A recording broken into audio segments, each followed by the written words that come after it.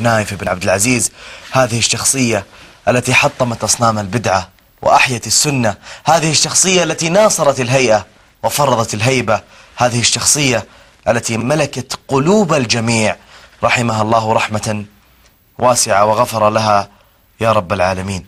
طبعا محمد، في القطيف الشيعة يستعدون للاحتفال بوفاة الأمير نايف رحمه الله، هذا الأسد الذي كان فعلا أسدا لكل أعداء الإسلام وأعداء السنة.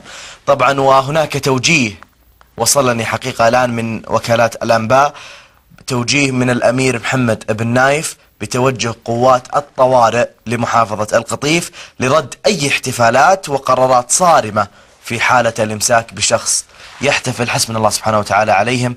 نسأل الله سبحانه وتعالى لهم الهلاك والنصرة للسنة والرحمة للأمير نايف بن عبد العزيز رحمه الله تعالى. نعم.